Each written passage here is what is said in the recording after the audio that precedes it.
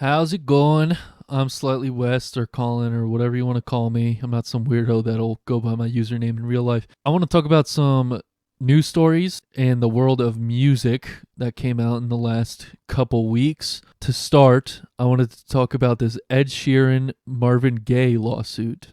Okay, Alexander Stewart is the plaintiff's expert witness, and he has claimed that the chords Ed Sheeran plays in the first 24 seconds of Thinking Out Loud are virtually identical to Marvin Gaye's Let It On. This expert witness claimed that the chords Ed Sheeran plays in the first 24 seconds of Thinking Out Loud are virtually identical to Marvin Gaye's Let's Get It On. And he's not wrong, but if you listen to the song past the first 24 seconds, he'd realize that the pre-chorus or bridge or whatever you want to call it is different. And also there's this little hook at the end of the chorus that isn't in Let's Get It On at all. So Let's Get It On has these chords.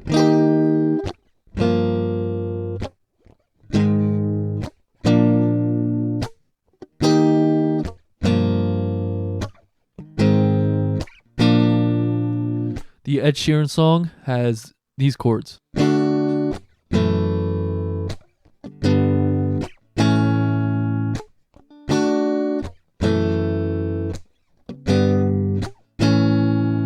Now, they are in different keys, but those are, if you transpose one of them to the same key as the other, those are the same chords, and it's also the same harmonic rhythm, meaning the way the chords come in are the same exact rhythm as well. This argument doesn't really hold that Ed Sheeran ripped it off, because if that's the case, then literally every charting pop song ever should be getting sued. So let's take a look at this. If you haven't heard this before, I suggest you check it out.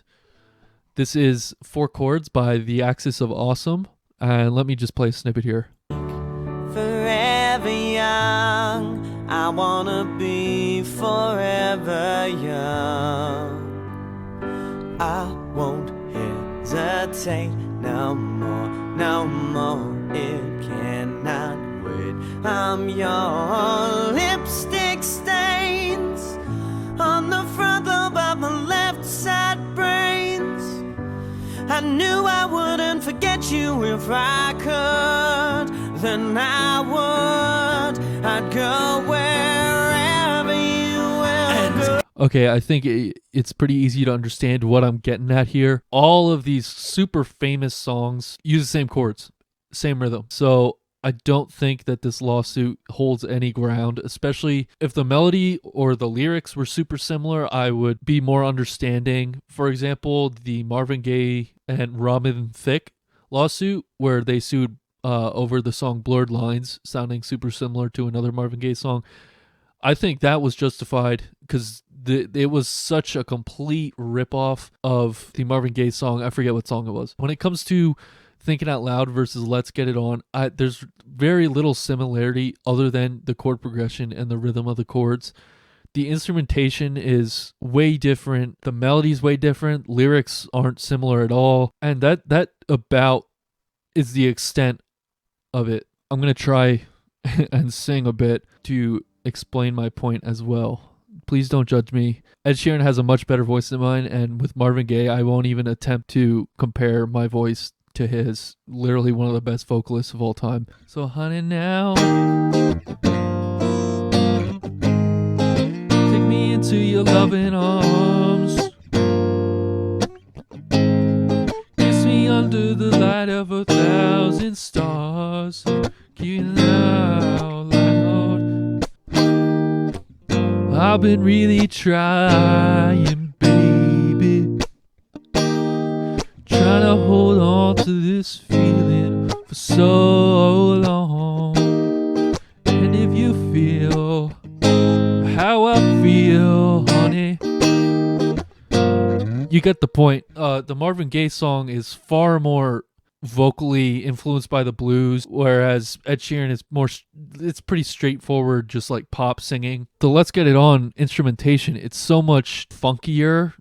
There's a lead guitar part. The drums are different. I mean, the list goes on. There's just really no basis for this lawsuit. Take that, YouTube. Censor me now. Censor that burp. Anyways, so this next story is about Willie Nelson and his 90th birthday. Assessing Willie Nelson's legacy is challenging because there are so many Willies to assess. There's historical Willie Nelson, child of the Depression. There's iconic Willie Nelson, near embodiment of Texas myth. There's outlaw Willie Nelson, revolutionizing the country music industry. There's activist Willie Nelson, Farm Aid's co-founder, biofuel pioneer. There's Willie Nelson, the songwriter of rare and poignant gifts, and more of Willie Nelson's yet to be named. He sprang from the Texas cotton fields and earned his spurs in the state's dance halls before becoming one of Nashville's signature songwriters in the 1960s. Returned to Texas as a prodigal son, fostering Austin's musical ascent, and as the story goes, brokering a peace between the warring rednecks and hippies. He redefined country music's image and industry through the outlaw revolt of the 1970s. Now, Willie Nelson is one of these outlier country artists, in my opinion, that creates a culture of change within larger music movements. He likely would have made it to the Country Music Hall of Fame with his early songwriting alone, which he mostly did for other artists. He did record, but Nelson's flamenco guitar, jazzy phrasing, and eccentric lyricism did not fit the mold of 1960s Nashville. And at some point, his house burns down and he goes to Texas. He leaves Nashville. There's certain figures in the music industry that they come from or they're influenced by more establishment type of music. A big example that most people would probably understand better is someone like Kurt Cobain, who came around after this big boom of 80s hair bands and super high production 80s pop music. And Kurt Cobain was a reaction to all of that, where it was much more focused on authenticity, less focused on high production as far as recording goes, and more focused on making it sound dirty, not trying to get a super clean sound, and being more just eccentric when it comes to words and the style of songwriting. An even more modern example would be someone like Mac DeMarco, who brought in this lo-fi sound. He really popularized it for people, and now every independent musician is trying to copy his sound by like using lo-fi plugins that cost $200 and stuff. And I think this is why I gravitated towards Willie Nelson. His album Red-Headed Stranger it's like I'm not much of a country guy, but if I'm ever in a country mood, that's the album that I put on. There's a bit in this article about it. Nelson's albums from the 70s blazed new paths for country music. He secured complete creative control for his album Red-Headed Stranger, and its success struck a blow in support of artists' independence from the constraints of the country music industry in Nashville. And I think that's why I like that album. It has a very raw, stripped-down sound that when you compare it to other country from the 70s, 80s, 90s, it is like it's more folk sounding than it is country. And to me, that's what country is. I don't know about to other people, but the like post 9/11 Florida Georgia line, like terrorist head stomping country music, not appealing to me at all. Very uninspired type stuff, overproduced, just like hair metal in the 80s. That's why I gravitate towards Willie Nelson, because he's a similar figurehead of a countercultural movement against the industry-backed, overproduced garbage that nobody remembers 20 years after it was on the charts. But stuff like this is timeless.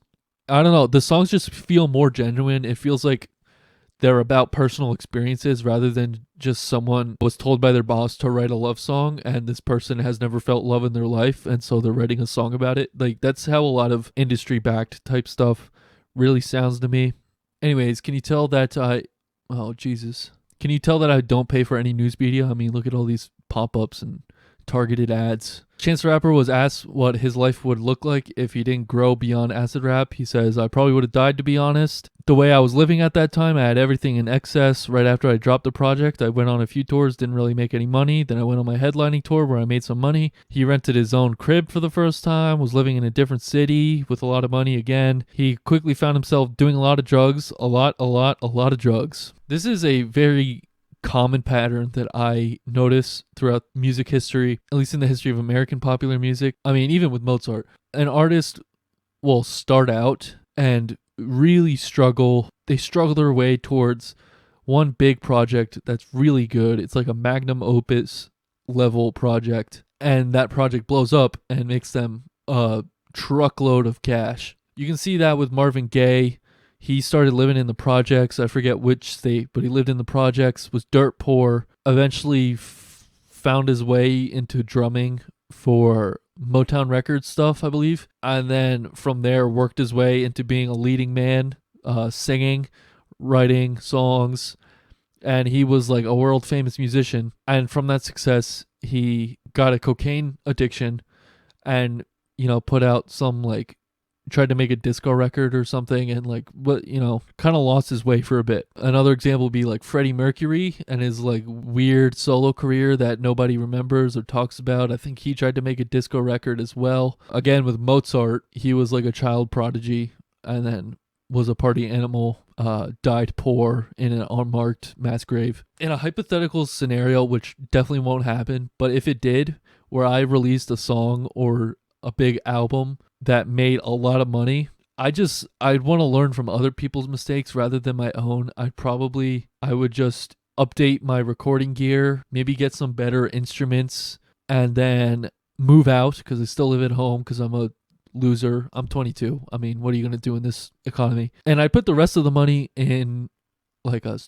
investment portfolio or a savings account. I would make sure that it's not just liquid cash that I can just spend at my heart's content, because that's, I feel like, when you get in dangerous scenarios, and that's what he talks about in this article. Chance the Rapper released Acid Rap in April 2013 with features from a bunch of big artists. He explained that when he was making the album, he faced a lot of judgment for rapping about doing LSD and other stuff that wasn't weed. I had to deal with that and also realize that my projects described experiences that I had already been through, but they were not the sum of me or the whole exploration of who I am as a person. I stopped doing acid probably less than a month after the project came out. And he goes on to say that he just had too many bad trips. And this is another point that I think is important for musicians to consider. Basing your whole persona around things that are destructive in your life is very dangerous, and you have to be very careful about it. Like Willie Nelson had this whole outlaw image, and he got checked by the IRS. Any SoundCloud rapper, Lil Pump, I think Lil Pump lost a kidney or something, like just from taking too much Xanax. Who's the one that died? Juice WRLD. I cannot for the life of me. The guy with pink hair, the white guy with pink hair. But my point is, you got to be careful with that, because people will just associate that drug with you, or you with that drug. Syd Barrett, Pink Floyd, he like was the leading member of that band, and he just like went crazy and disappeared. And their early stuff is really cool. It's clearly inspired by mushrooms and LSD, and they blew up after he left, but it's probably best not to base your persona around self-destructive things. I mean, there's rappers getting arrested every other day, getting shot, getting killed. So, you got to be careful, and I think that's something that people interested in making music should take into account. Anyways, thanks for watching this video. Like, subscribe, stroke my ego. Thanks, bye!